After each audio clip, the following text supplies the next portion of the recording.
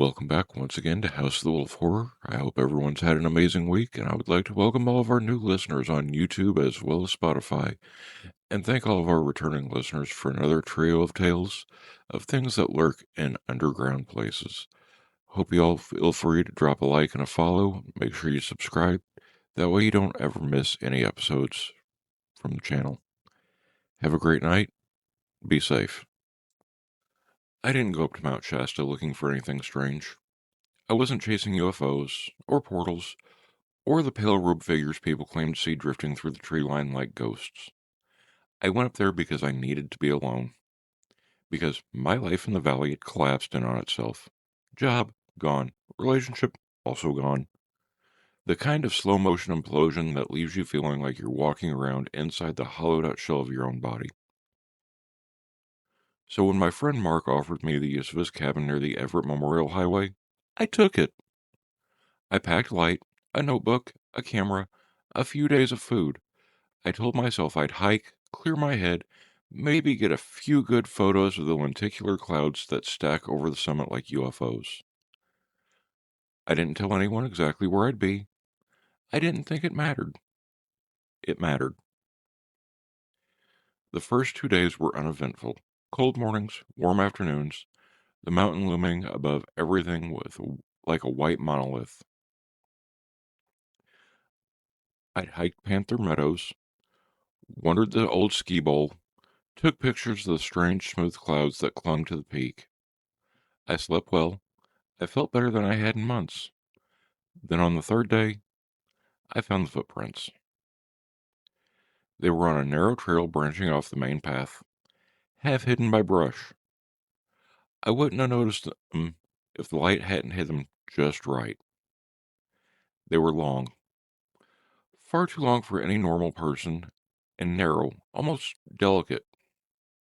Barefoot, the toes were elongated, the arch impossibly high, the stride was long, as if whoever made them walked with a slow, effortless grace.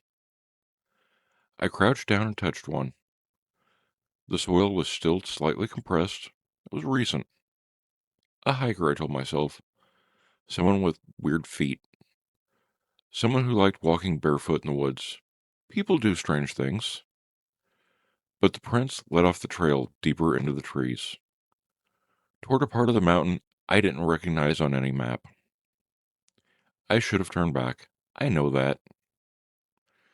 But sometimes, something about the print tugged at me. Not curiosity exactly, but a kind of quiet insistence. A pressure behind the eyes. A whisper without sound. Come see. I followed. The forest grew denser, the air cooler.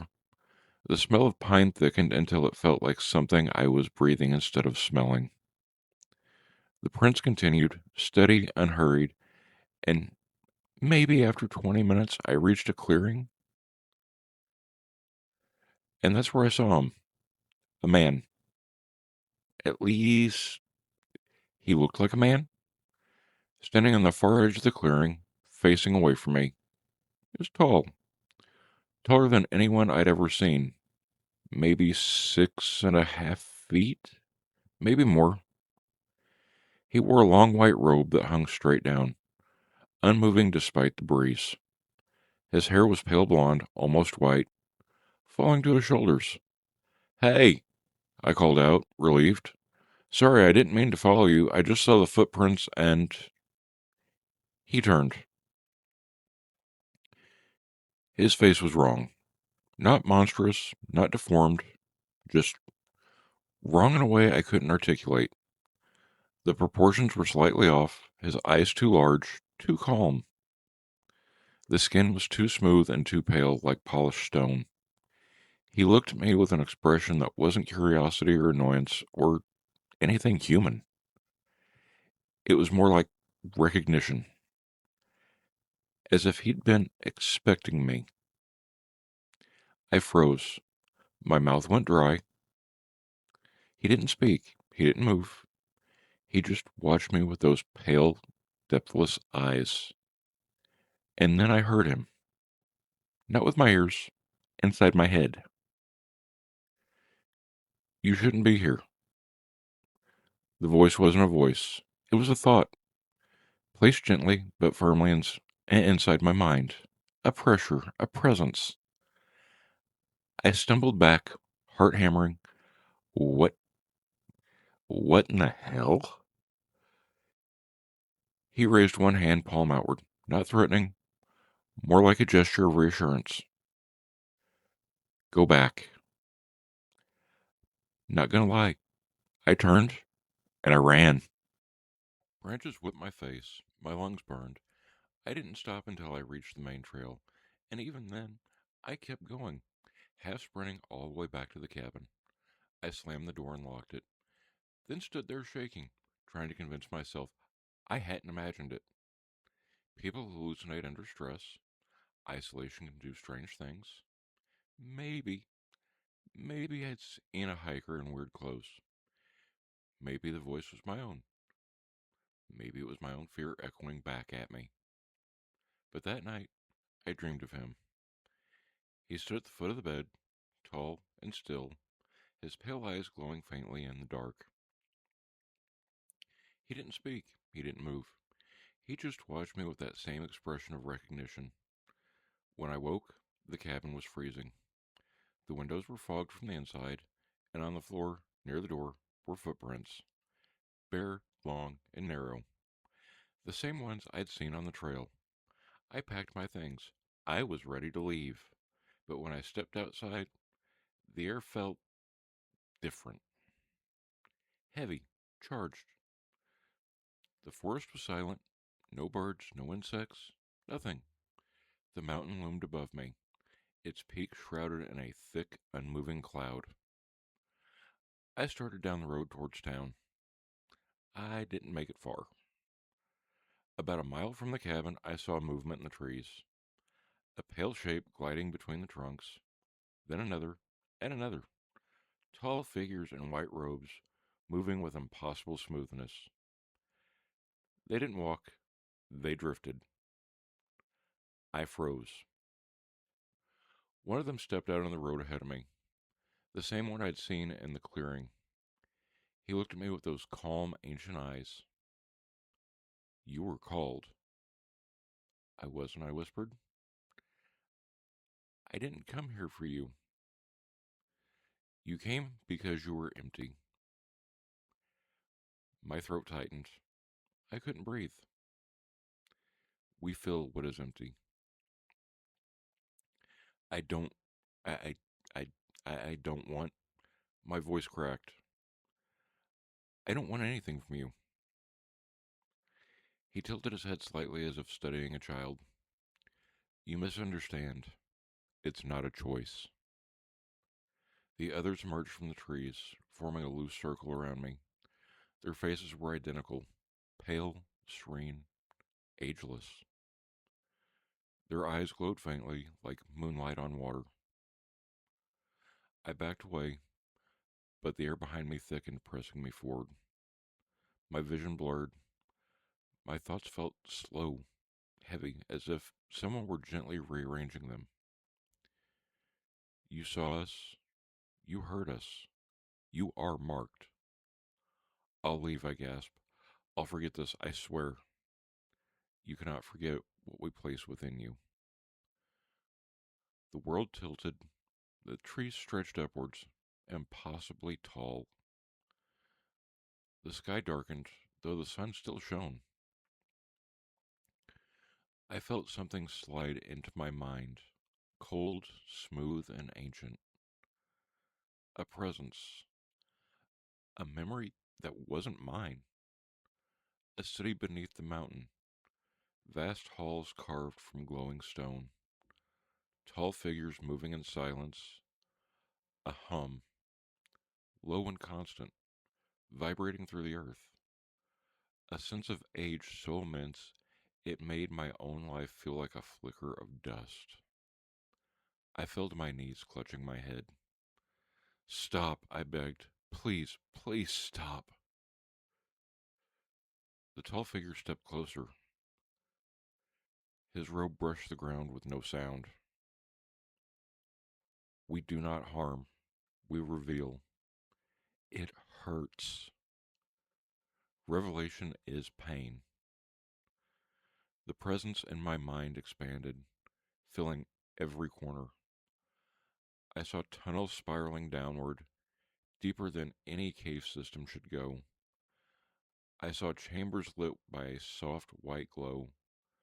I saw beings, Lumerians, moving with that same serene grace, their eyes reflecting a knowledge older than the mountain itself. And I saw something else,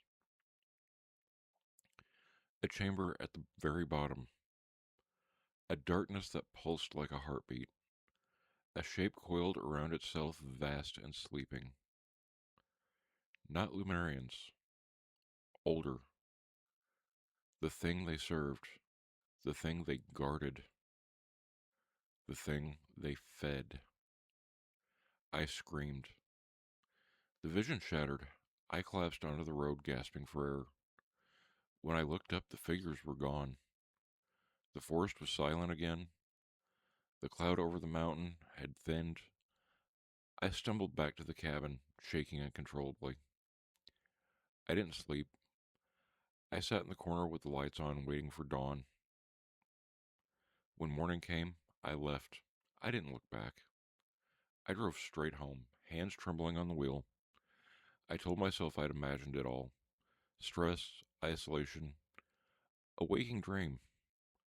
I told myself the footprints were animal tracks. The figures were hikers. The voice was my own mind fracturing under pressure.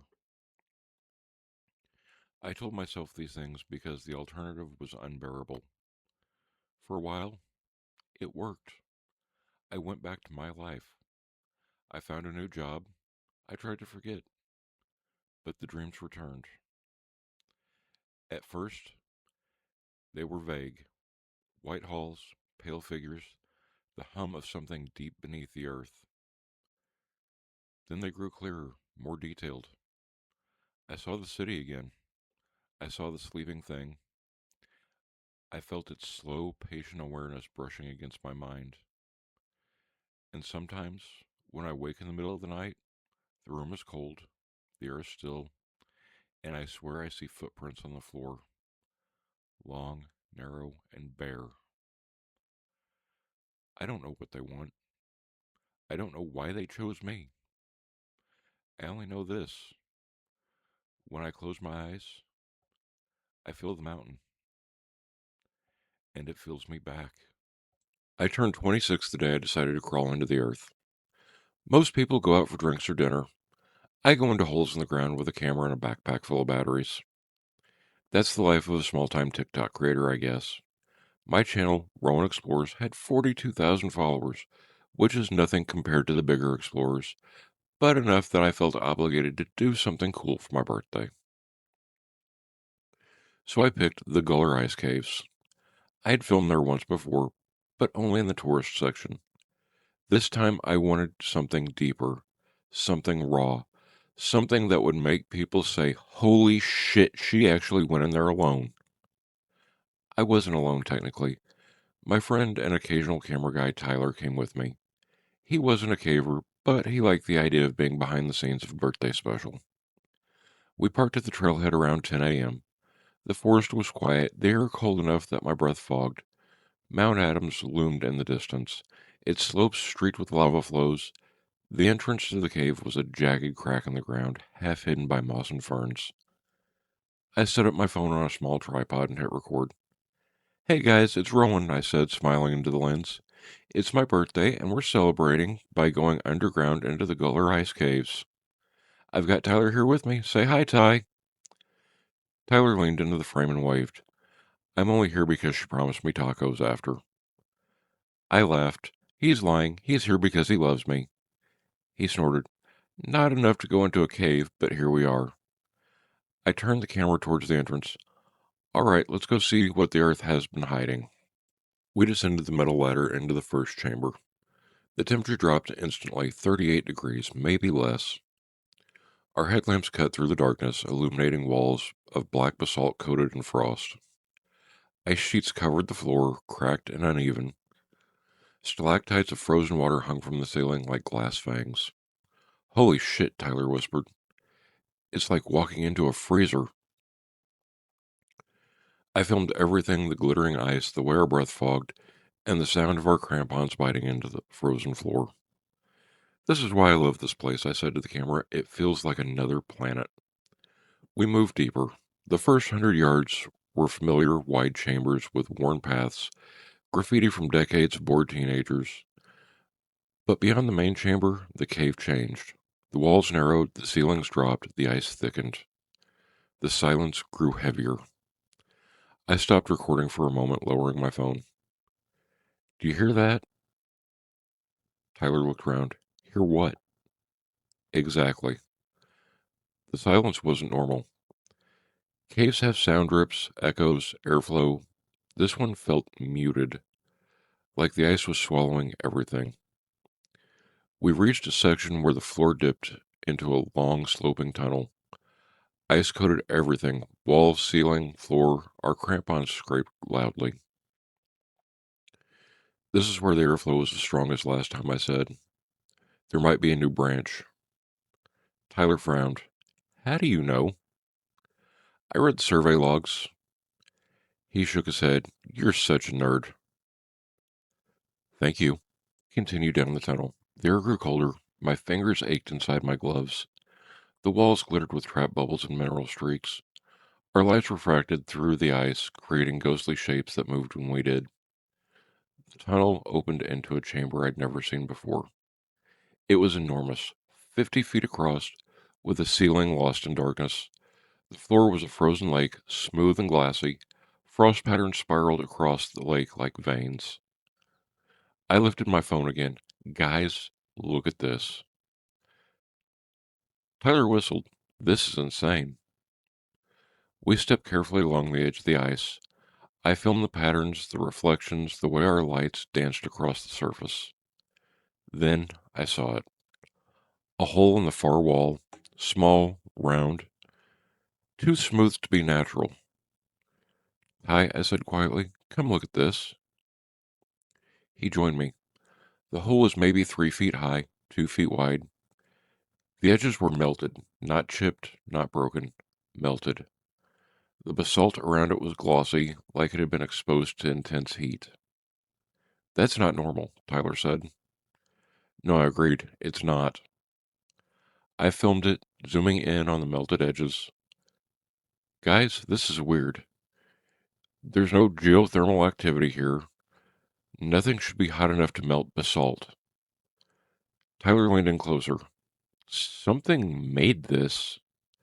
Before I could respond, a sound echoed through the chamber. A soft, distant click. We froze. Then the sound came again. Click, click, click. Slow, rhythmic, like something tapping the ice with bone. Tyler whispered, What the hell was that? I lifted my phone, recording. I don't know. The acoustics made it impossible to pinpoint direction. The sound bounced off the walls, the ceiling, the floor. Click, click, click. Then it stopped.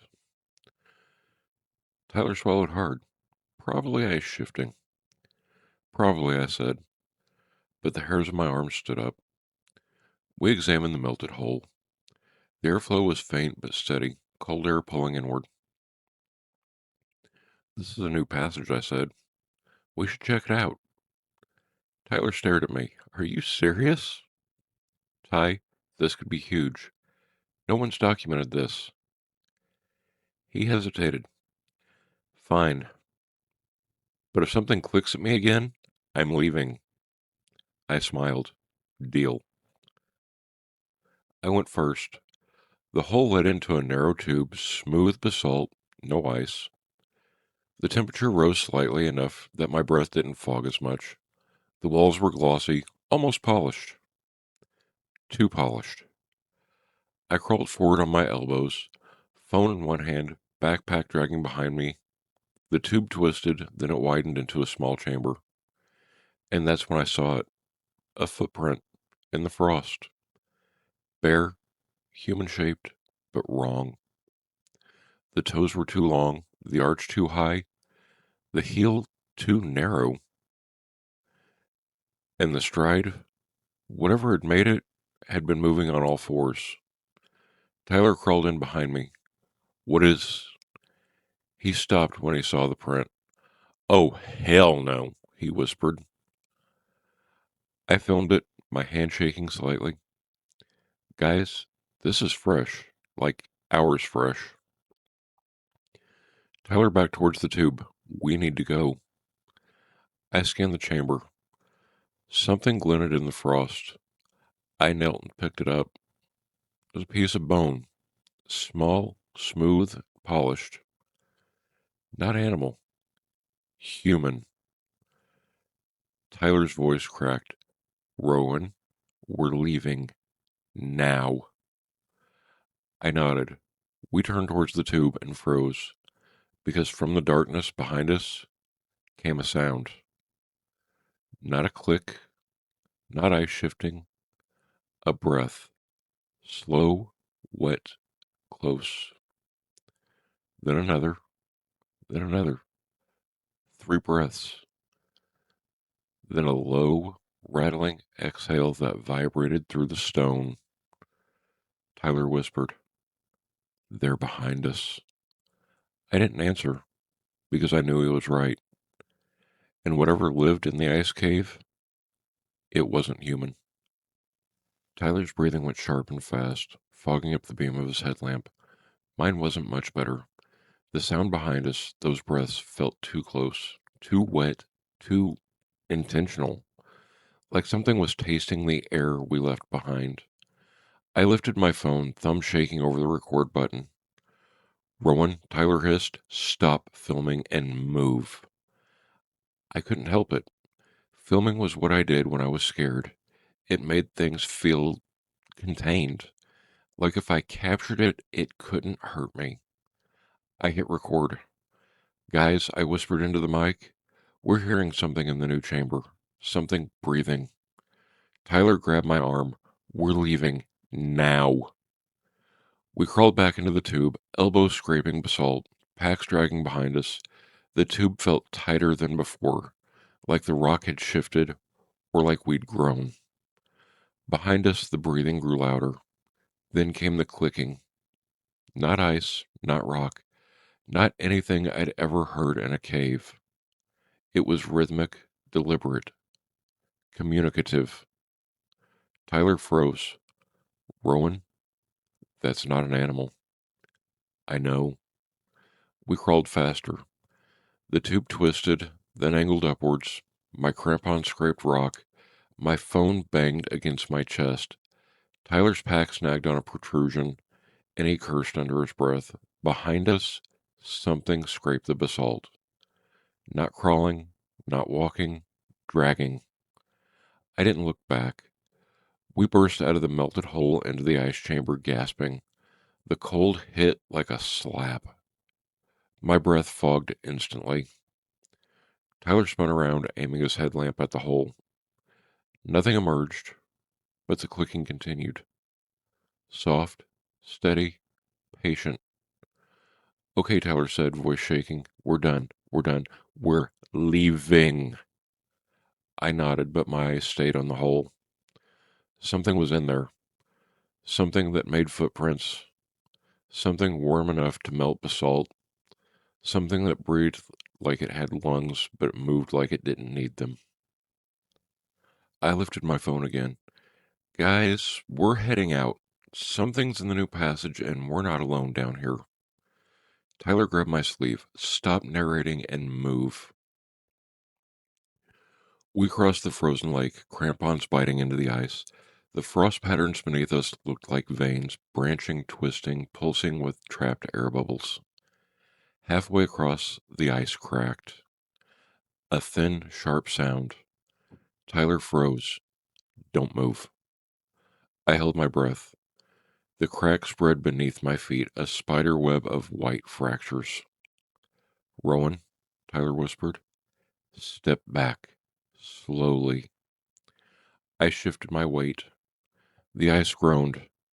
Then something moved beneath it. A shadow.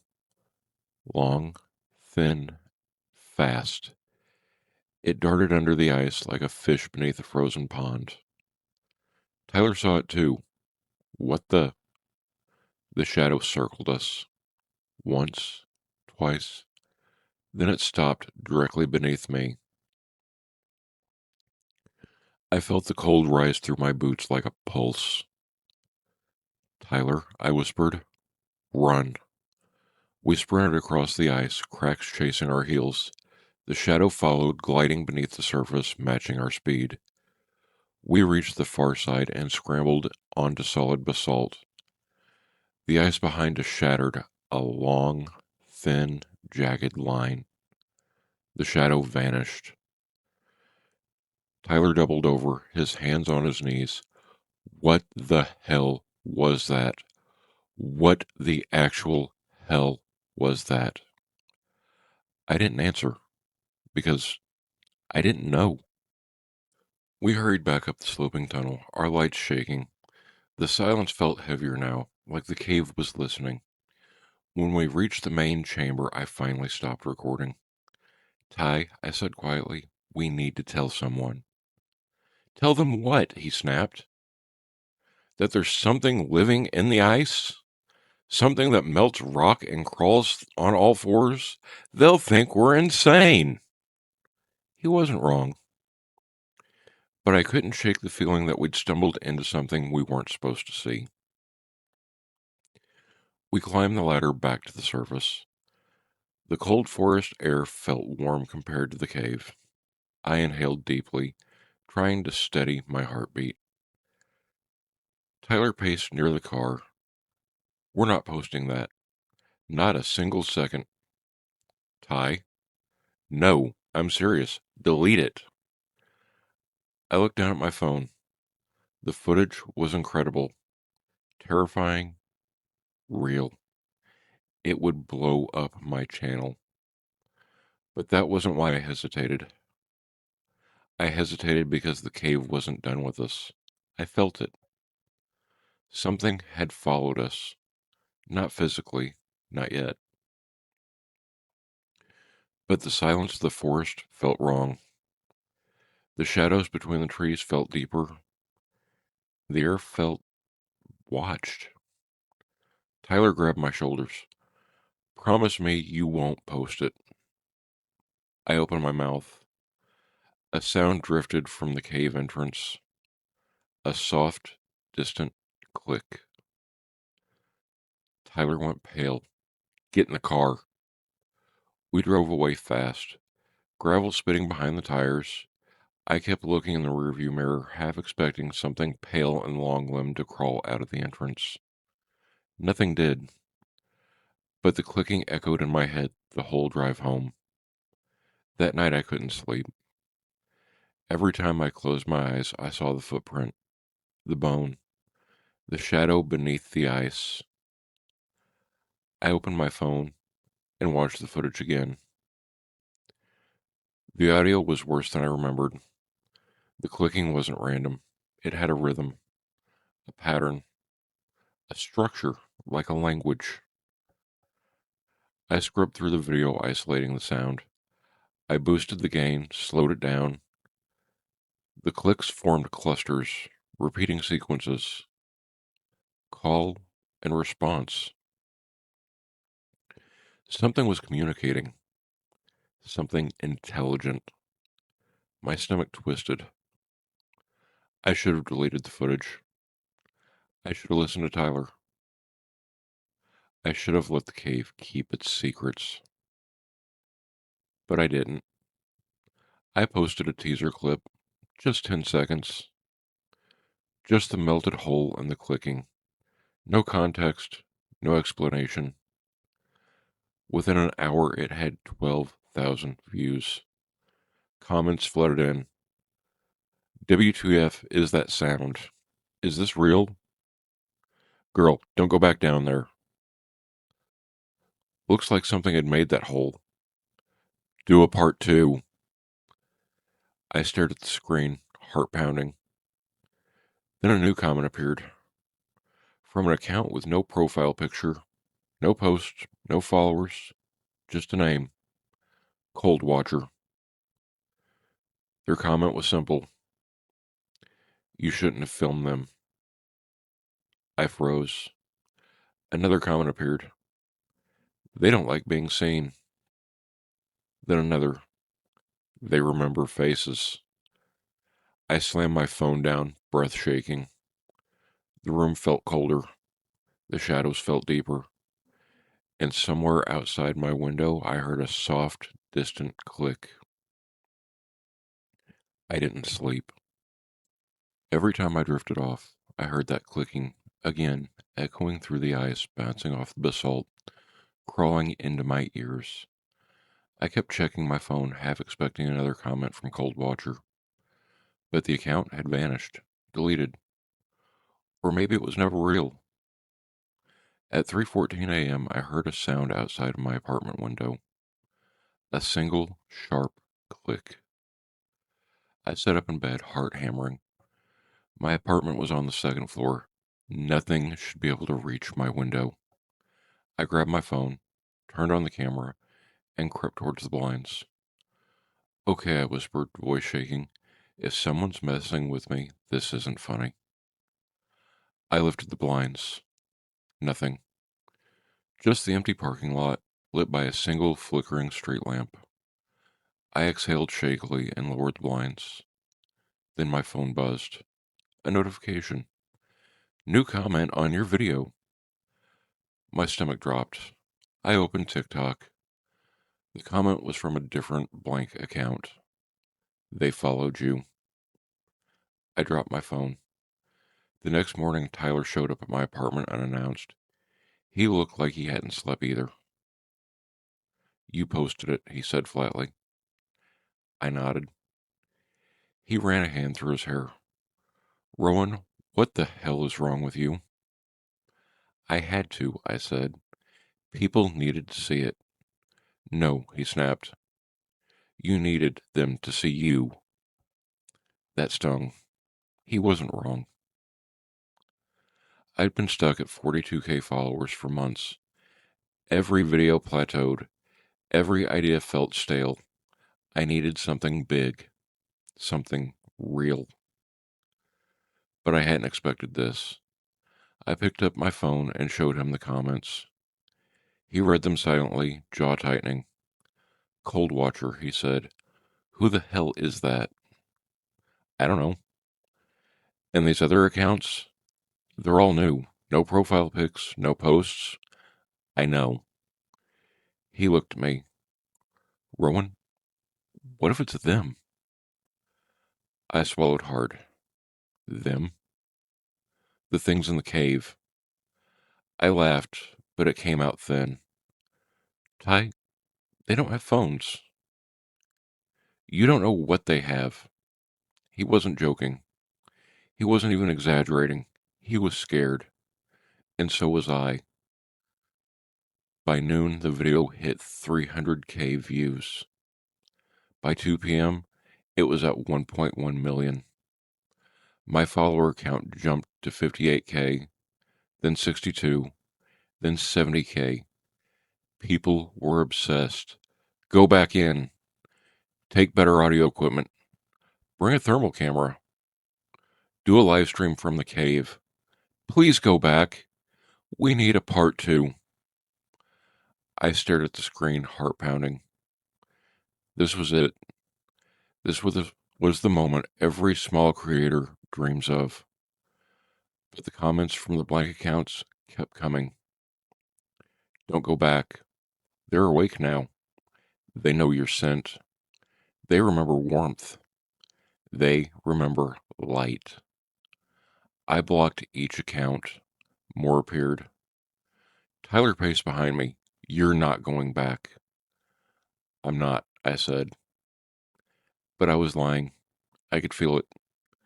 The cave was calling me back. Not metaphorically, not creatively, literally. I kept hearing the clicking, and the pipes, and the vents, and the walls, like something was tapping messages through the structure of my apartment. I tried to ignore it. I tried to sleep. I tried to eat. But the clicking followed me everywhere. By sunset, I couldn't take it anymore. I grabbed my pack. Tyler blocked the door. No. Ty? No. I'm not letting you go back there. I have to. Why? I didn't have a good answer, so I told him the truth. Because they're not done with me. He stared at me for a long moment, then he sighed. Fine, he said, but I'm coming with you. We drove back to the Guller Ice Caves in silence. The forest was dark, the sky overcast. The trailhead was empty, no other cars, no hikers or tourists, just us and the cave. I set up my phone on the tripod again, hand shaking. Hey guys, I said, forcing a smile. This is part 2 of the Guller Ice Caves exploration. A lot of you asked for more footage, so we're going back in. Tyler muttered, your followers are psychopaths. I ignored him. We descended the ladder. The cold hit instantly, but something was different. The ice was thicker, the air was heavier, the silence deeper.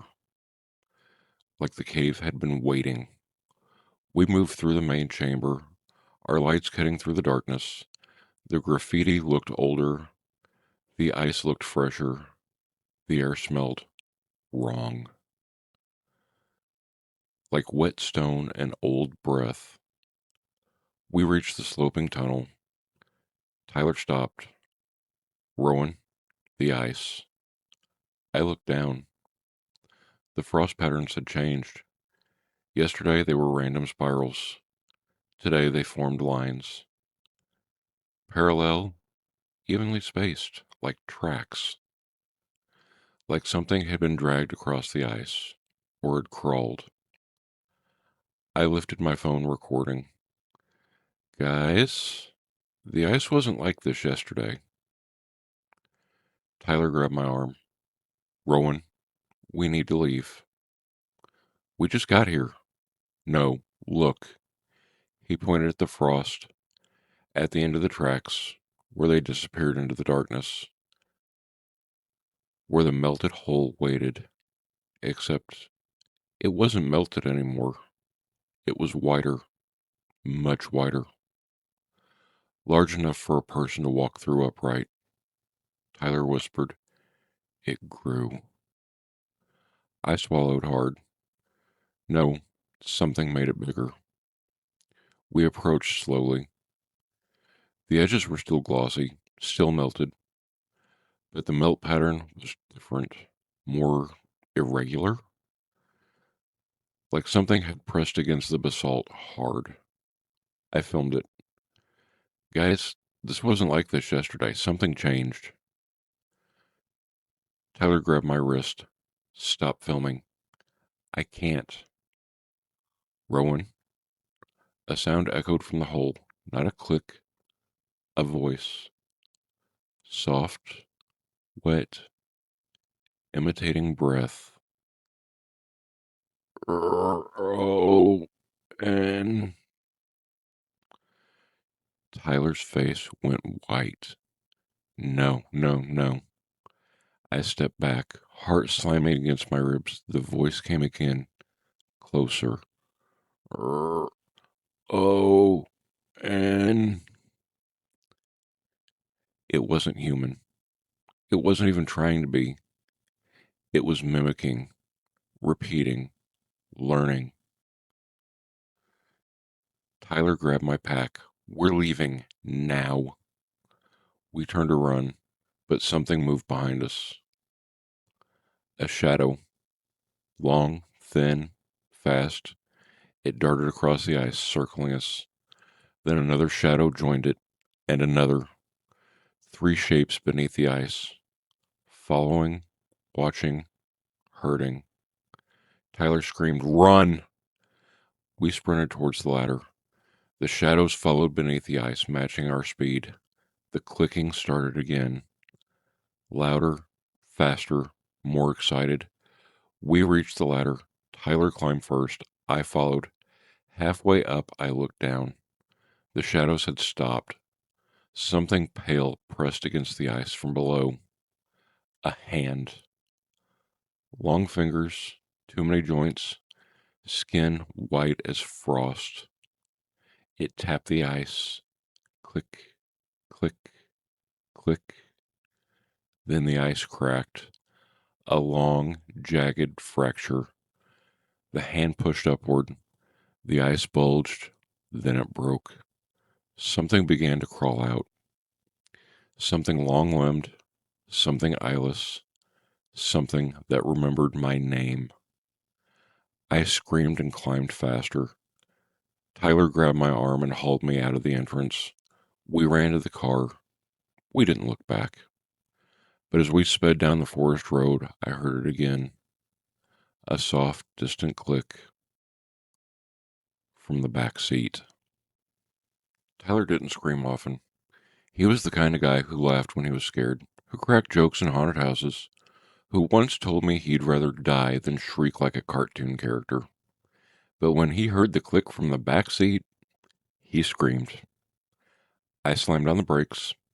The car fishtailed on the gravel road, skidding sideways before stopping at an angle. My seatbelt dug into my collarbone. Tyler's phone flew out of his hands and hit the dashboard. For a moment, everything was silent. Then, click, soft, wet, right behind us. Tyler fumbled for the door handle. Get out, get out, get out. We threw our doors open and stumbled out into the cold night air. The forest was pitch black, our breath fogging in frantic bursts.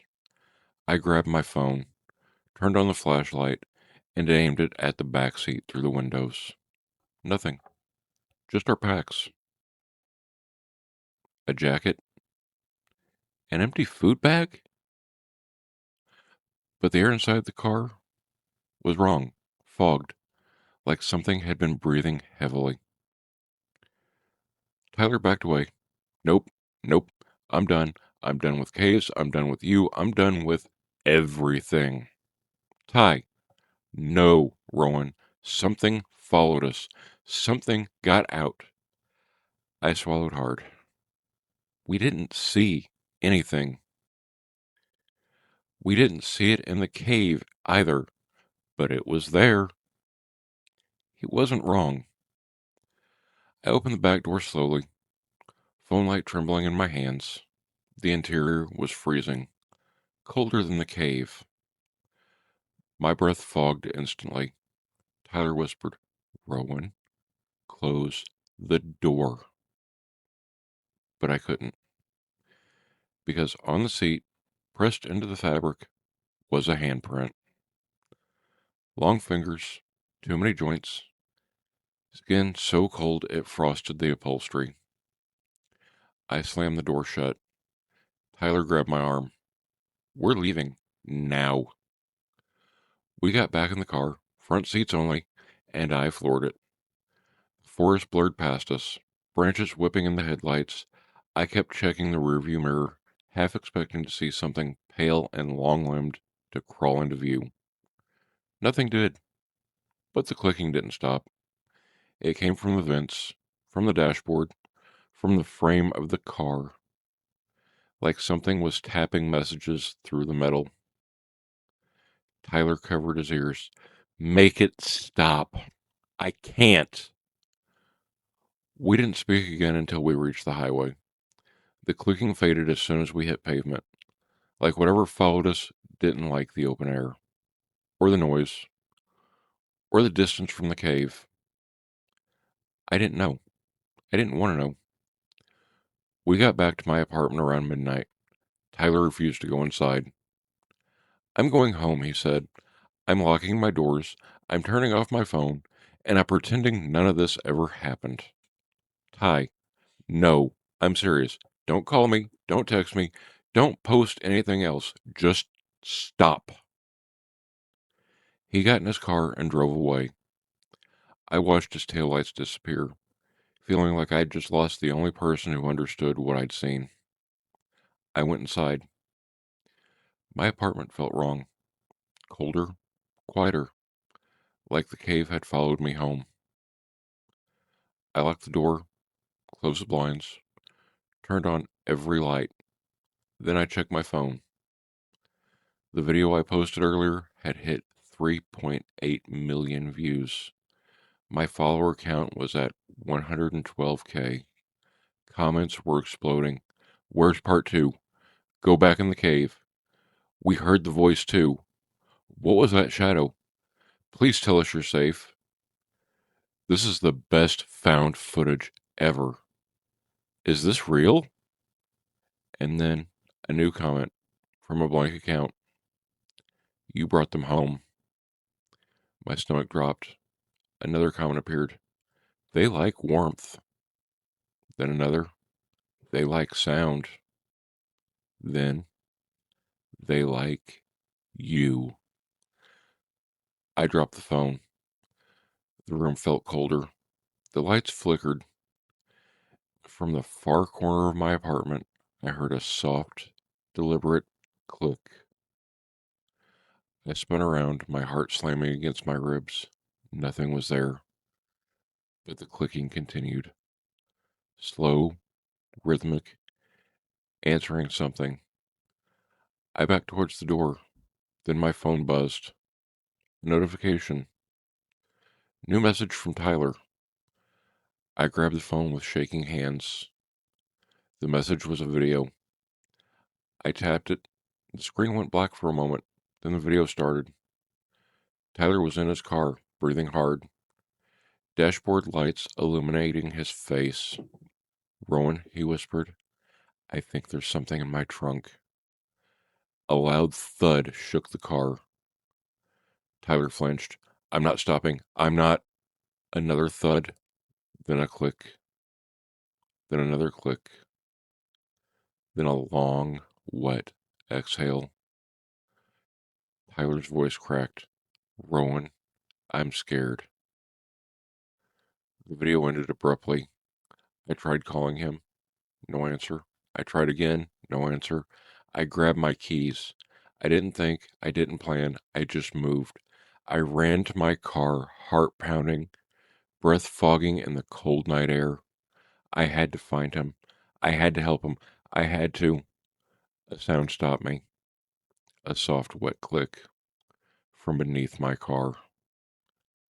I froze. Slowly, I crouched down, phone light trembling in my hands. The beam illuminated the asphalt. Then, the underside of my car.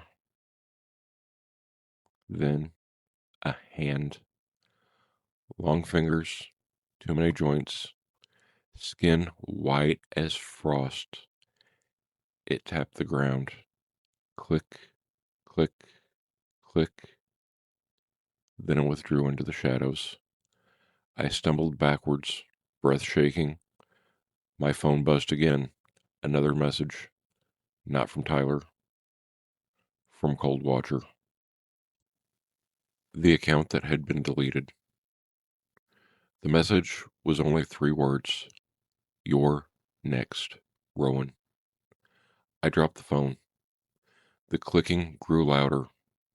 From the shadows, from the vents, from the ground beneath my feet. They were here. They had followed me. And they weren't hiding anymore. I didn't run back inside. I didn't scream. I didn't even breathe. I just stared at the empty space beneath my car where the hand had been, where the frost still clung to the asphalt in the shape of long jointed fingers. The clicking grew louder. Not from one place, from everywhere. The vents, the ground, the shadows, the walls of the building behind me, like the cave itself had followed me home. I backed towards my apartment door, fumbling with my keys. My hands shook so badly I dropped them twice. The clicking grew faster, excited, almost playful. I got the door open and slammed it behind me. Silence. For a moment. I thought I'd imagined it. Then, click. From inside the apartment, I spun around. My living room was dark except for the glow of my TV, which I hadn't left on. The screen flickered with static. My phone buzzed on the floor where I'd dropped it. I picked it up with trembling fingers. Another message from Cold Watcher. Don't hide. My breath hitched. Another message. They see in cold. Then, turn around. I didn't want to, but I did, slowly. The TV static brightened, illuminating the far corner of the room. Something stood there. Tall, thin, pale as frost, limbs too long, joints bending wrong, skin stretched tight over bone. Its head tilted, listening. Click, click, click. It wasn't speaking. It was calling. It was calling others. I stumbled backward, knocking over a lamp. The creature flinched at the noise, limbs twitching like I'd startled an insect. Then it moved. Fast. Too fast. It scuttled across the wall, limbs bending sideways, fingers scraping the paint. I screamed and ran for the bedroom, slamming the door behind me. The clicking followed, soft at first, then louder and frantic.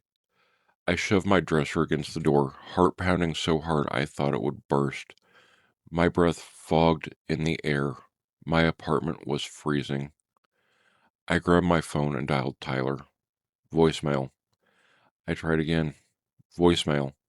I texted him, "Where are you? Answer me. Please." No response. The clicking outside my door grew slower, more deliberate, like the creature was thinking. Then, a new sound. A long, wet inhale. It was smelling the air, smelling me. I backed into the corner of my room, phone shaking in my hand. I opened TikTok. Instinct, habit, desperation. My last video had hit 5.2 million views. Comments were still pouring in. This is real. We heard the voice. Go live, go live, go live, go live, go live. My hands moved without thinking. I hit go live. The screen lit up with my terrified face, eyes wide, breath fogging. Guys, I whispered, something followed us out of the cave. Something is in my apartment. The viewer count jumped instantly. 3,000, 7,000, 12,000, 30,000. Comments flooded the screen. What's that sound? Behind you, behind you, behind you. Rowan, turn around, turn around, turn around. I didn't want to, but I did. Slowly, the bathroom door was bulging inward. Something was pushing against it. The wood cracked. The dresser slid an inch, then another. I screamed. The live chat exploded. Run! Window! Window! Get out! Jump! Go! Go! Go! I ran to the window and threw it open. I climbed onto the fire escape. The metal was freezing beneath my hands. My breath fogged in the night air. Below me, the alley was dark. It was too dark. I aimed my phone down. The live chat went insane. What is that? Oh my God. Rowan, run. Run, run, run. Something pale moved in the shadows. Then another shape, and another. Three of them, crawling up the walls like spiders. Click, click, click. I scrambled down the fire escape, nearly slipping on the frost. The creatures followed, limbs bending at impossible angles, eyes reflecting the glow of my phone screen. I hit the ground and ran. I didn't know where I was going. I didn't care. I just ran. Through the alley, across the street, into the woods behind my apartment complex. Branches whipped my face. My lungs burned. My phone light shook wildly. The clicking followed. Closer, faster, excited. I tripped over a root and fell hard, phone skidding across the ground. The live stream kept going, the screen showing nothing but leaves and darkness. Chat exploded. Rowan, answer, answer, answer, please, please, please. I crawled towards the phone. Pale hands slammed down in front of it. Long fingers, too many joints, skin white as ice. Creature leaned into the frame. The live chat went silent, completely silent. The creature tilted its head. Click, click, click. Then it spoke, not with words, with mimicry. R-O-N. I screamed and grabbed the phone, sprinting deeper into the woods. Branches tore at my clothes. My breath came in ragged gasps. Clicking surrounded me. Ahead, behind me, above, they were everywhere. I burst into a clearing and collapsed, chest heaving. My phone slipped from my hand, landing face up. The live stream showed the sky. Then a face leaned over me, pale, eyeless, mouth opening too wide, teeth small and needle sharp. It clicked once, soft, almost gentle. Then everything went black. I woke up in a hospital bed. Bright lights, warm air, a nurse adjusting an IV. My throat was raw. Where am I? St. Mary's, she said softly.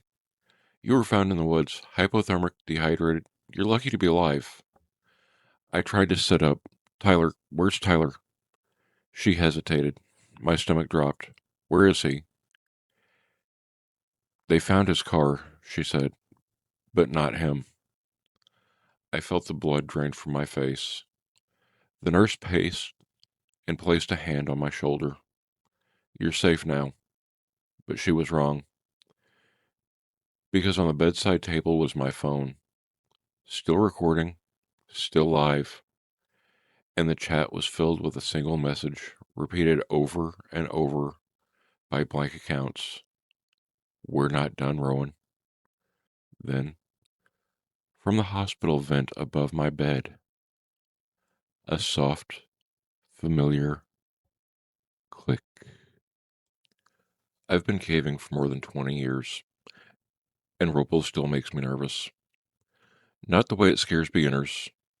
No wide-eyed panic about getting stuck or lost. It's a different kind of fear. A professional fear. The kind you earn. The kind that comes from knowing exactly how many things can go wrong in a cave this size, this old, and this unforgiving. We were a 4-person team. Sarah, Dalton, Miguel, and myself. All veterans. All people I trusted underground. We'd done pushes together before. Long, brutal trips into the far reaches of a system. Mapping, surveying, checking leads that had been sitting untouched for years. This trip was supposed to be routine. A long one. Sure, maybe 14 hours underground, but nothing unusual. We were heading into a remote section past the backbreaker, following a lead that had been flagged on a previous survey as promising airflow. Possible continuation. Airflow means passage. Passage means cave. Cave means maps. And maps mean progress. We geared up at the entrance around 8 a.m. The air was cool, the forest quiet. Ropal's entrance isn't dramatic, just a low, unassuming opening in the hillside, half hidden by brush. If you don't know it's there, you'd walk right past it. Hard to believe it connects to one of the largest cave systems on Earth. Inside, the temperature dropped to a steady 54 degrees Fahrenheit. My headlamp cut clean white beams through the darkness. The familiar smell of limestone dust and damp earth settled around us. Everyone good, I asked. Good, Sarah said, tightening her helmet strap. Let's get it, Dalton grinned, already half crouched to enter the first crawl. Miguel just nodded. He wasn't a talker underground. We moved in. The first hour was easy. Big walking passages, clean footing, nothing technical. The cave breathed around us, the air cool and steady. Our lights threw long shadows across the walls, revealing scallops, flowstone, gypsum flowers. Rubble is beautiful when you're not fighting it. The beauty doesn't last long in this cave. We reached the backbreaker around the 90-minute mark. It's a long, low crawl, flat on your stomach, helmet scraping the ceiling, pack dragging behind you on a tether. It's not dangerous, just miserable. The limestone is sharp, the ceiling unforgiving. You learn to turn your head sideways to keep your helmet from catching. Halfway through, Dalton muttered, "I swear this thing gets lower every time." "It doesn't," I said. "You just get older." He laughed, but it came out strained. Crawls do that to people. We emerged into a larger passage, stood up, stretched our backs, and kept moving. The cave shifted around us, tight crawls giving way to tall canyon passages, then back to crawls again. Classic Kentucky karst. Unpredictable, layered, ancient. 3 hours in, we reached the lead. It wasn't much to look at, just a narrow crack in the wall, barely wide enough for a person. But the airflow was unmistakable. A steady, cool draft brushed my face when I leaned close. "Feels strong," Sarah said. "Stronger than last time," I agreed. Dalton peered into the crack. "Who's going first?" "I'll take it," I said. "I'm the smallest." That was true. In caving, being small is an advantage. Less mass to squeeze through tight spots. Fewer places to get hung up. I clipped my pack to my side, switched to my backup light for redundancy, and slid into the crack. It was tight. Tighter than I expected. The limestone pressed against my ribs, my shoulders, my hips. I exhaled fully and pushed forward, inch by inch. My helmet scraped the ceiling. My boots scraped the floor. The passage twisted slightly, forcing me to angle my body. Behind me, I heard Sarah's voice echo faintly. "You good?" "Good," I called back, though my voice sounded thin in the confined space. The crack widened after about 10 feet, opening into a small chamber. I pulled myself through and stood up, brushing dust off my suit. "Room here," I called. "Come on through." One by one, they squeezed in. Dalton cursed the whole way. Miguel didn't make a sound. The chamber was maybe 15 feet across, with a ceiling high enough to stand up comfortably. The airflow was stronger here, coming from a low passage on the far side. "That's our direction," I said. We took a quick break, water, snacks, checked the gear, and then moved on. The next section was a mix of crawling and stooping. The passage twisted and branched, but the airflow kept us oriented. We flagged intersections with survey tape, marked our route, and kept a mental map. An hour later, we reached a breakdown room, a large chamber filled with massive boulders that had fallen from the ceiling centuries ago. Our lights illuminated jagged edges, deep shadows, and a ceiling lost in darkness. "Damn," Dalton whispered, "this is huge." "Bigger than it looked on the map," Sarah said. Miguel pointed towards the far side. "Airflow's stronger there." He was right. I could feel it. Cool, steady, insistent. We climbed over the breakdown, careful with footing. Loose rocks are one of the biggest hazards in a cave. One wrong step, and you can start a collapse. Halfway across, I heard something. A faint sound. A scrape. A shift of stone. I froze. "You hear that?" I asked quietly. The others stopped. "What?" Sarah asked.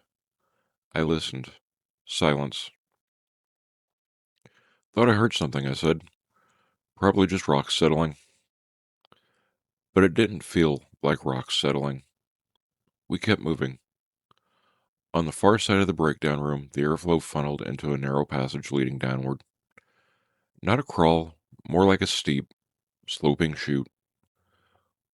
We rigged a hand line for safety and descended one at a time. At the bottom, the passage opened into another wide chamber, but with a high ceiling and smooth walls. The airflow was strong enough to stir the dust on the floor. This is good, I said. Really good. Dalton grinned. New cave, baby. We spread out looking for leads. Miguel checked the left wall. Sarah checked the right. Dalton poked around near the cluster of stalagmites. I walked towards the back of the chamber where the airflow was the strongest. That's when I saw the footprints. They were faint, just impressions in the dust, but unmistakable, human-shaped, bare. Long toes, narrow heel, deep arch. I crouched down, my heart thudding. Guys, I said quietly, come look at this. They gathered around. What the hell? Dalton whispered. Someone's been here? Sarah said. But her voice lacked conviction. No one's been here, I said. This section isn't mapped. There's no record of anyone coming through this lead. Miguel knelt beside me. These aren't boots. No, I said. They're not. The prints led towards a low passage at the back of the chamber. The airflow came from there. Maybe an animal, Dalton offered meekly. No animal has feet like that, Sarah said. We stared at the prints in silence. Then, from the passage ahead, we heard it. A sound. Soft, wet, like skin sliding over stone. My blood ran cold.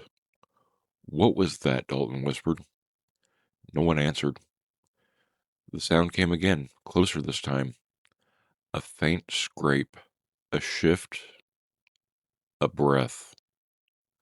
Something was in the passage. Something alive. I raised my hand, signaling the others to kill their lights. One by one, the beams went out. Darkness swallowed us. The cave breathed. And from the passage ahead, something else breathed back. When you spend enough time underground, you learn the difference between the sound a cave makes and the sound something in the cave makes. Rock settling is sharp, sudden, brittle. Airflow is soft, steady, and almost like breath. Water, when it's present, has its own vocabulary.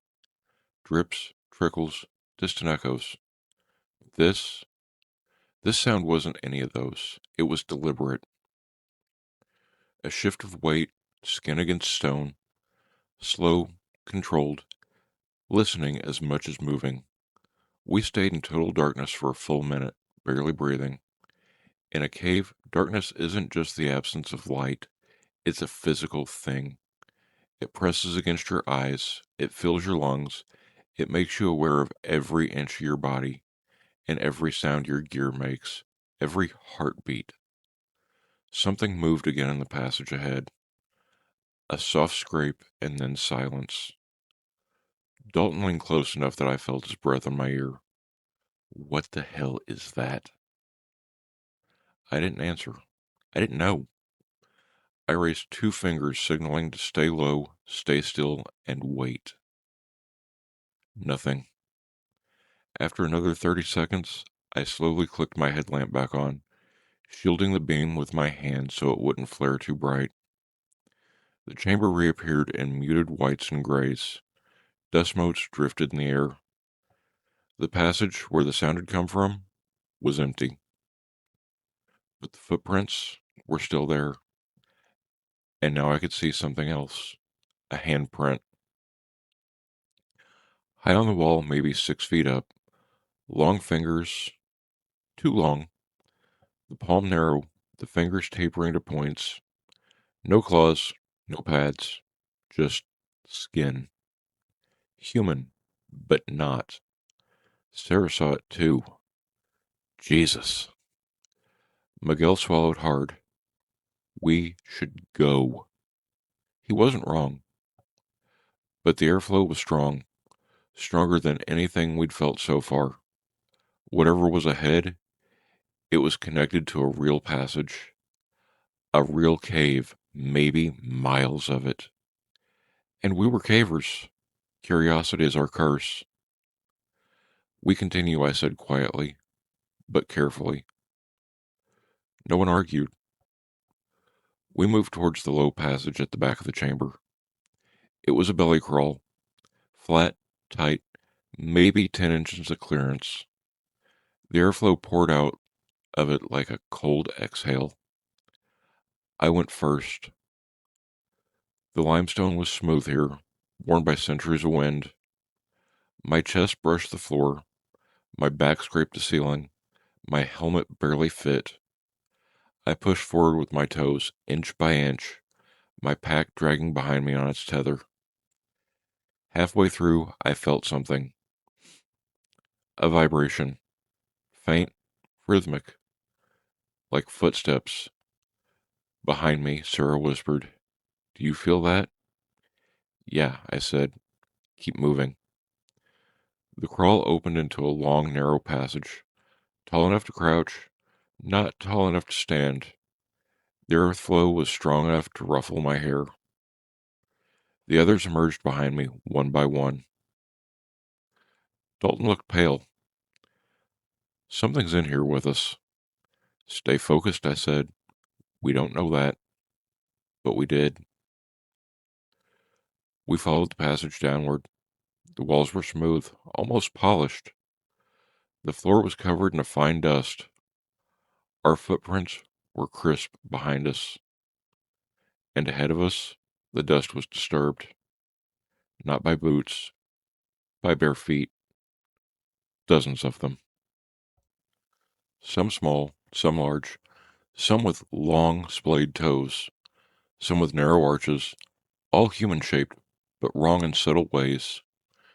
Too long, too thin, too flexible. "Holy shit," Dalton whispered. Miguel's voice was barely audible. "This is a nesting area." "I don't want to think about that." We kept moving. The passage widened into a tall canyon-like corridor. Our lights climbed the walls, revealing vertical striations in the limestone, thin layers of ancient sediment. The ceiling was lost in darkness. The airflow roared here, funneled through the narrow spaces. "This is incredible," Sarah said, awe creeping into her voice despite the fear. "This is a major passage.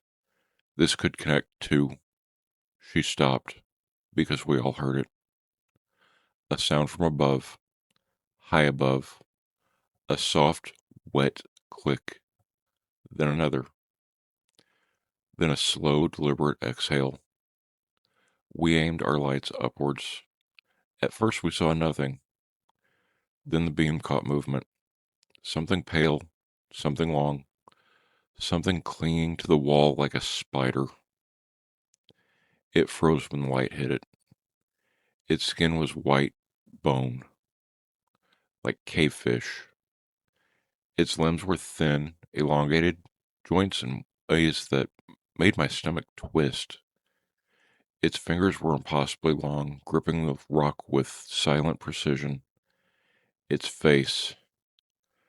God, its face.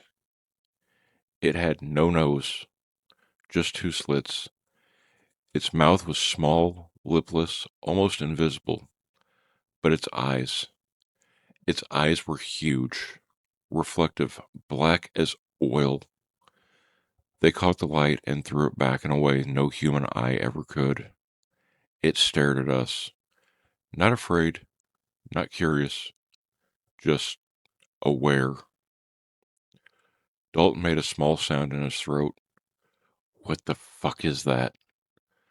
The creature moved. Not fast, not slow, just controlled. It shifted its weight, climbing higher, its limbs bending at angles that made my joints ache just to watch. Then it disappeared into a crack in the ceiling. Silence. No one spoke for a long time. Finally, Sarah whispered, "We need to leave." She was right, but the airflow was still strong. Stronger than ever. It pulled at us, tugging at our clothes, whispering of an open passage ahead, and behind us, a sound. Soft, wet, close. I spun around, headlamp sweeping the corridor. Something pale slipped out of sight behind a boulder. Then another shape moved on the opposite wall. Then another. They were around us. Watching, following, not attacking. Not yet. Back to the crawl, I said. Now. We moved fast but careful. Speed is dangerous in a cave. The corridor seemed longer on the way back. The walls seemed closer. The air felt thicker. Soft clicks, skin on stone, breathing, not human breathing. Shallow, rapid, coordinated. They were communicating. We reached the crawl. I dropped to my stomach and slid in head first. The limestone pressed against my chest, my helmet scraped, my pack snagged on a protrusion, and I had to yank it free. Behind me, I heard Sarah enter the crawl, then Dalton, then Miguel. The passage felt tighter than before, smaller, like the cave itself was constricting. Halfway through, I heard something behind us. A scrape, a thud, a low, guttural exhale. Then fingers, long, cold fingers brushed my boot. I kicked hard, scrambling forward, heart slamming against my ribs. Move, I shouted, move! We burst into the chamber on the other side, gasping, scrambling to our feet. Dalton came out last, panting, eyes wide. It touched me, he whispered. It fucking touched me. Lights on the passage, I said. We aimed all 4 beams at the crawl entrance. For a moment, there was nothing. Then a face appeared. White, featureless, eyes like polished stone. It stared at us. Then another face appeared beside it. Then another. 3 pale crawlers watched us from the darkness of the crawl. Their bodies pressed low, their limbs folded like praying mantises. They didn't move. They didn't blink. They just watched. Back to the breakdown room, I said. Now. We moved quickly, our lights shaking, our breaths loud in the confined spaces. But as we reached the far side of the chamber, I realized something that made my blood run cold. The footprints and the dust. There were more now, fresh ones. And they weren't just ahead of us. They were behind us, beside us, around us. We weren't following their trail. We were surrounded by it. The moment I realized the footprints surrounded us, something in my gut turned to ice. I've been in tight spots underground, flooded crawls, rope failures, bad air pockets, but nothing compares to the feeling of being trapped in a cave. Caves are supposed to be empty, dead, still. When they aren't, every instinct you have starts screaming. We move, I said. Now. We crossed the chamber fast, our lights jittering across the limestone. The breakdown room was ahead, big, open, with multiple exits. If we could reach it, we'd have options. But the cave had changed. The air felt thicker, warmer, damp with breath that wasn't ours.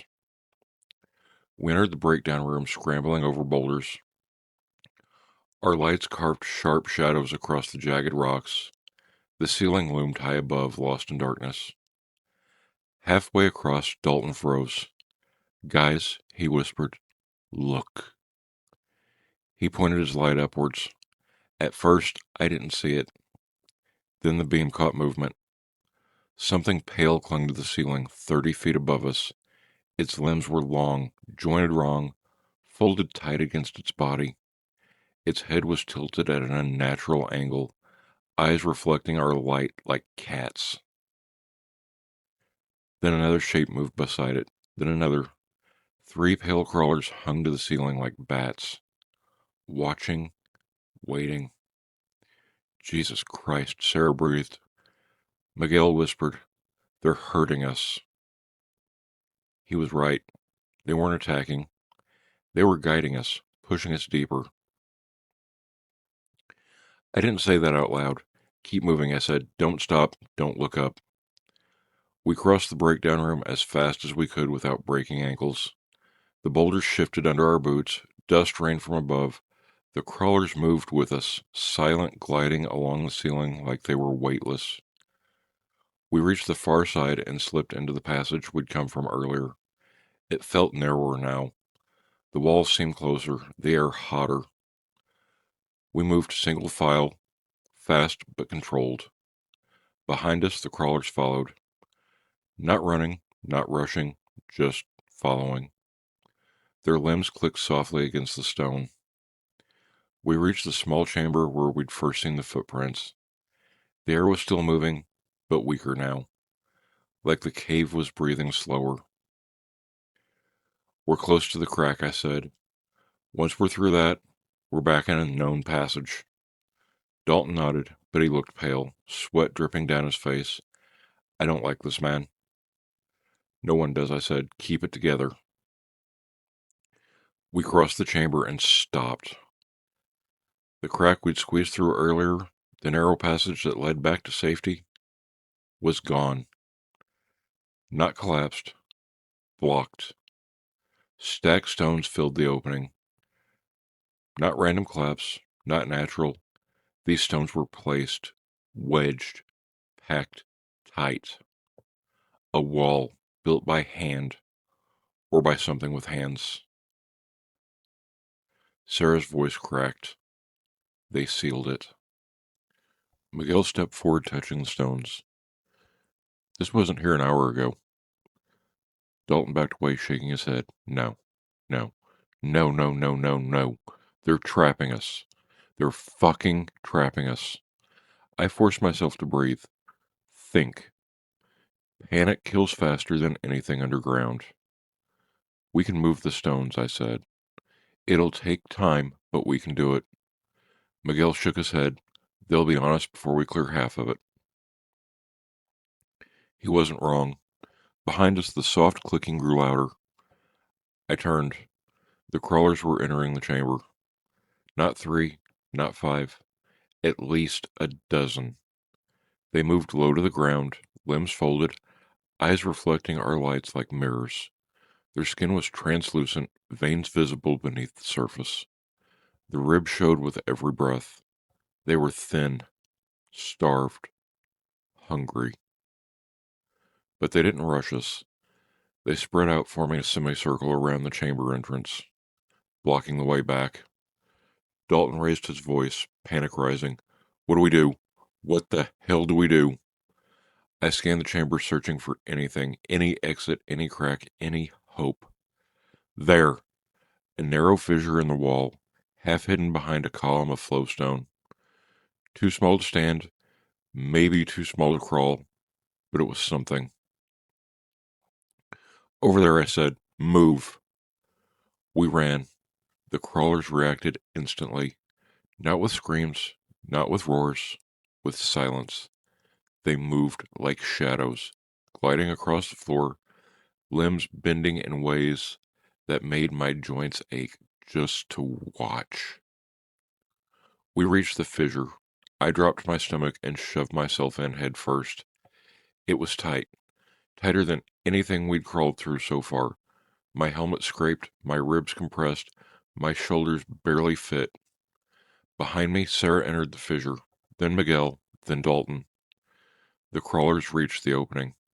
I heard them, sniffing, clicking, testing the edges of the fissure with their fingers. One of them exhaled a low, guttural sound that vibrated through the stone. I pushed harder, forcing myself deeper into the crack. The limestone tore at my suit. Dust filled my mouth. My chest burned. The fissure angled downwards, then sideways, then down again. It wasn't a passage. It wasn't meant for humans, but it was the only way. Behind us, something entered the fissure. I heard the scrape of bone against stone, the soft click of joints, the wet sound of skin dragging across limestone. One of them was following. Move, I shouted. Move! The fissure widened suddenly, dropping into a small chamber. I slid out and rolled onto the floor, gasping. Sarah dropped beside me, then Miguel, then Dalton. We scrambled to our feet, shining our lights back at the fissure. Something pale was wedged inside. A face. Pressed against the stone. Its eyes were huge, black, and unblinking. Its mouth opened slowly, revealing small, needle-like teeth. It couldn't fit. Not fully, but it was trying. Its fingers reached through the crack, long and thin, scraping the floor. Dalton backed away, shaking. We're gonna die down here. No, I said, we're not. But I didn't believe it. The chamber we'd fallen into was small, maybe 10 feet across. The ceiling was low, the walls smooth, no exits. A dead end. Miguel ran his hand along the walls, searching for cracks. There has to be something. Airflow. Anything. There's no airflow, Sarah said quietly. She was right. The air was still and dead. The only sound was the creature in the fissure, scraping, clicking, breathing. Trying to reach us. I forced myself to think, to breathe, to look. There had to be something. Then I saw it. A hole in the floor. Small, round, maybe 2 feet wide. A vertical drop into darkness. A pit.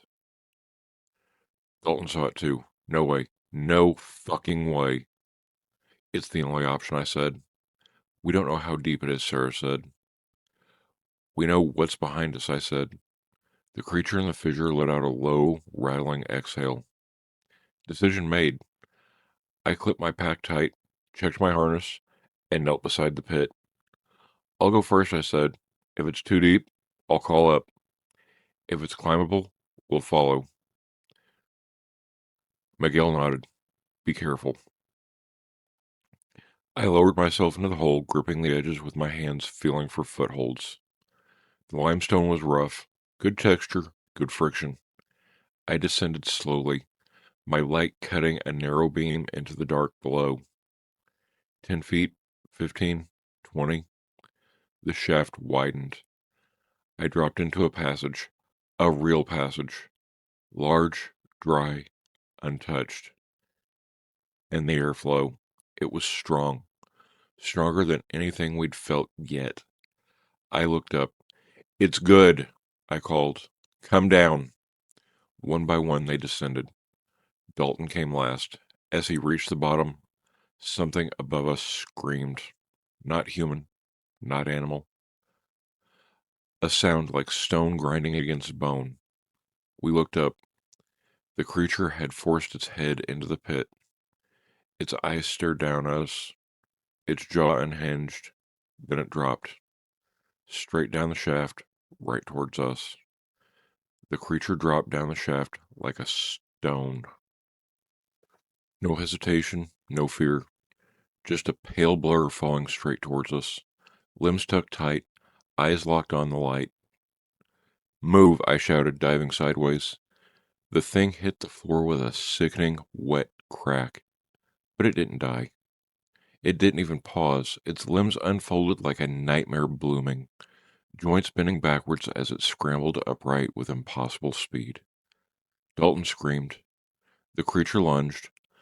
I swung my pack into its face. Pure instinct. The impact knocked it sideways, but not far.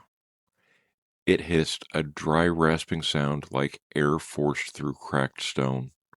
Run, I yelled. We bolted down the passage, our lights bouncing wildly across the walls. The air was cold, fast, pulling us deeper. The passage sloped downwards, then leveled, then widened into a long corridor carved by ancient water. Behind us, the creature skittered across the floor, claws clicking, limbs scraping. It moved wrong, too fast, too fluid, like its bones were made of rope. We ran harder. The corridor opened into a massive chamber, bigger than anything we'd seen so far. Our lights vanished into the darkness above. Stalactites hung like teeth. The floor was uneven, broken by pits and boulders. "This way," I shouted, choosing a path at random. We sprinted across the chamber. The creature followed. It didn't tire. It didn't slow. It didn't breathe like we did. It was built for this. We reached the far side of the chamber and ducked into a narrow passage. The walls closed around us, forcing us into a single file. Our steps echoed. Our breaths came ragged. Behind us, the creature shrieked, a high, keening sound that made my vision blur. Then another shriek answered it, and another, and another. Dalton stumbled. "There's more of them?" "I know," I said. "Keep moving." The passage twisted sharply, then dropped into a steep slope. We slid down on our backsides, boots scraping, hands grabbing at the walls for control. At the bottom, the passage split. Left, a wide sloping tunnel with no airflow. Right, a narrow crack with a faint cool breeze. "Right," I said. We squeezed into the crack. It was tight, shoulders scraping, helmet banging. The limestone tore at my suit.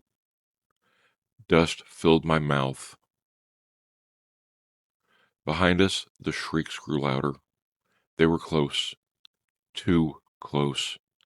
We pushed through the crack and spilled into a small chamber. The airflow was stronger here, cool, steady, promising escape. But the chamber had only one exit, a low crawl, barely a foot high. Dalton stared at it, shaking. "I can't fit. I can't." "You can," I said. "You have to." He didn't move. The shrieks echoed down the crack behind us. I grabbed Dalton's shoulders. "Listen to me. You're gonna get through that crawl. You hear me? You're gonna make it."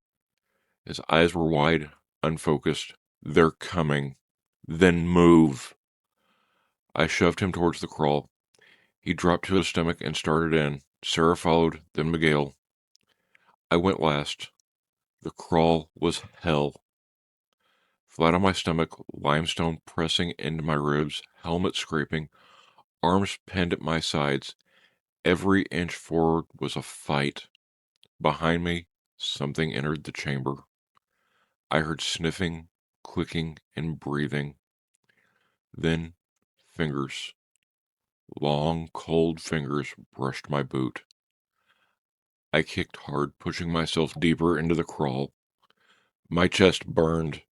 My shoulders screamed. The limestone tore at my suit. The creature hissed. It grabbed my boot. I kicked again, harder, twisting, scraping forward with everything I had. My boot slipped free. I surged forward, heart pounding, lungs burning. The crawl angled upwards. The airflow grew stronger. My headlamp flickered across the space. I burst out of the crawl and rolled onto the floor in a larger passage. Sarah grabbed my arm. "Come on." We ran. The passage widened, then narrowed, then widened again. The airflow roared at us. The cave was alive with sound. Our footsteps, our breaths, the distant shrieks of the crawlers. Then light. Not daylight. Reflective tape. Survey markers. We were back in a known passage. Relief hit me so hard my knees almost buckled. "We're close," I said. "Backbreakers ahead." We ran. The crawlers followed.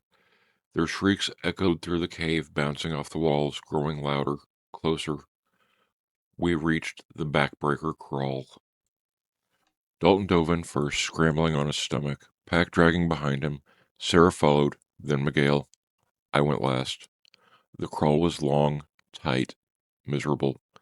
Behind me, the crawlers entered the passage. I heard them scraping across the limestone, their limbs folding, their bodies flattening in ways no human body could. They were faster than us in tight spaces, much faster. I pushed harder, my chest burning, my arms shaking. The limestone tore at my suit, my helmet banged against the ceiling. Dalton's boots disappeared ahead of me as he cleared the crawl. Sarah followed. Miguel.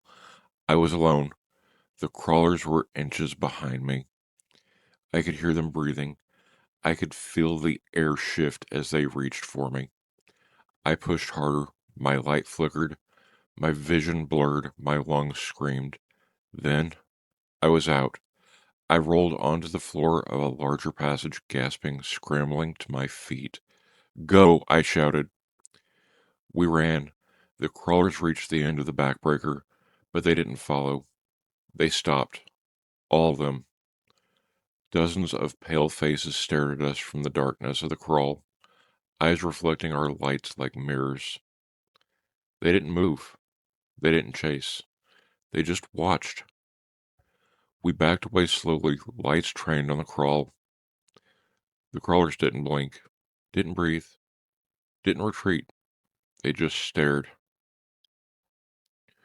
We turned and ran. The rest of the cave passed in a blur.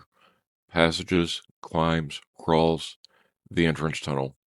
The cold air of the surface hit us like a slap. We stumbled out into the forest, collapsing onto the leaf-covered ground, gasping, shaking, alive. Dalton sobbed.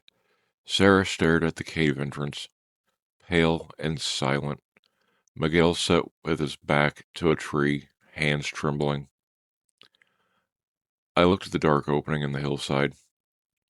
Nothing moved, nothing followed, but I knew they were there, watching, waiting, guarding their world. We reported the trip as a failed lead. No new passage, no discoveries, nothing worth returning to. We didn't mention the footprints. We didn't mention the handprints. We didn't mention the crawlers. Some things don't belong on maps. Some things don't want to be found. And deep beneath Kentucky, in the hollow below, they're still there, listening, breathing, waiting for the next team to follow the airflow. If you enjoyed tonight's story, please remember to hit that like button or leave a comment. And if you want to hear more from this channel and more stories that we've got written, please remember to hit that subscribe button. It'd mean a lot to us. Thank you, and have a great night.